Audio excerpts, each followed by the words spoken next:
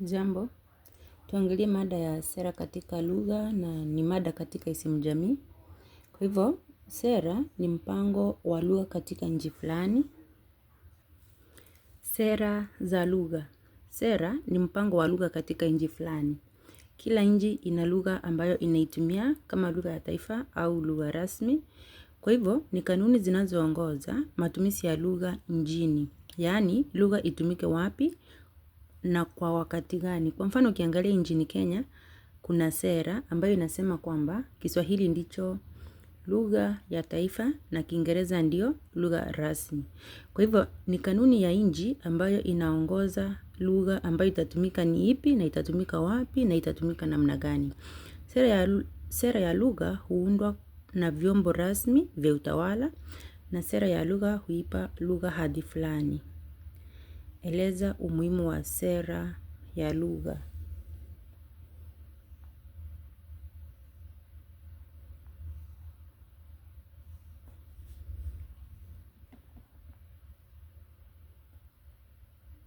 Kwa hivyo, sera ya lugha ina umuhimu kwa sababu inaondoa matumizi mabovu ya lugha. Pili, inasaidia katika usanifishaji wa lugha. Tushaangalia usanifishaji, utarejelea. Tatu, inapanua matumizi ya lugha katika nyanja fulani. 4, inahalalisha matumizi ya lugha fulani au kuharamisha matumizi yake. Nikifafanua hoja ya 4 inamaanisha kuhalalisha ni kuweka wazi ni lugha gani ambayo inakubalika ili iweze kutumika. Na kuharamisha, sera ya lugha inapinga matumizi ya lugha fulani. Kwa mfano nchini Kenya, utapata kwamba Kiswahili kinahalalishwa na Sheng inaharamishwa. 5, inachangia katika usambazaji wa lugha sanifu kupitia mafunzo shuleni. Kwa hivyo utapata kwamba kuna sera ambayo inasema lugha ifunzwe shuleni na sera inaongoza ni lugha gani ambayo itafunzwa shuleni na lugha gani isifunzwe shuleni. 6, sera ya lugha hutoa mwongozo kuhusu utaratibu wa matumizi mema ya lugha. Hutoa mwongozo kuhusu utaratibu wa matumizi mema ya lugha. Na 7, hutoa ushauri kwa watawala au viongozi kuhusu utumiaji ufaao wa lugha katika jamii.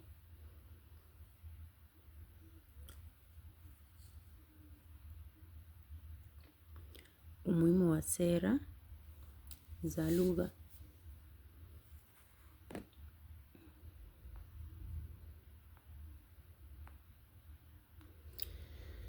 Tuangalie sera ya lugha.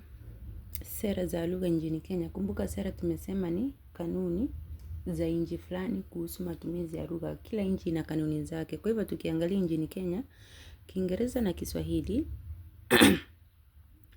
kulingana na katiba ya mwaka 2010 ni kwamba Kiingereza na Kiswahili ndizo lugha ambazo zitatumika katika shughuli zote za kiserikali, ikiwemo Kiingereza lugha rasmi na Kiswahili lugha ya taifa. Na Kiswahili ni lugha ya taifa na pia ni lugha rasmi. Kiswahili ni somo la lazima katika shule za upili na shule za msingi.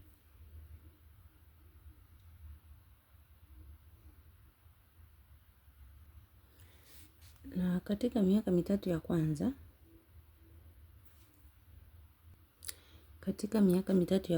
katika shule za msingi, lugha ya kwanza ifundishwe kama somo, yaani kwa watoto hadi miaka 8. Changamoto za utekelezaji wa sera za lugha. Kuna kosa hapa, kwa hivyo utazingatia.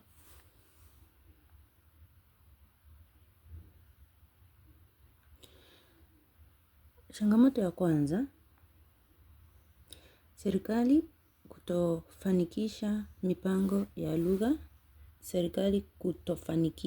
mipango ya lugha.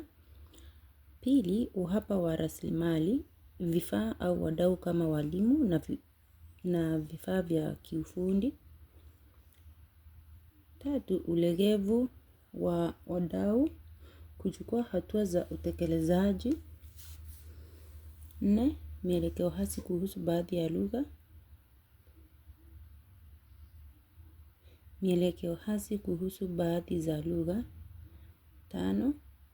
Mipango kutokuwa na malengo maalum na ya kijumla.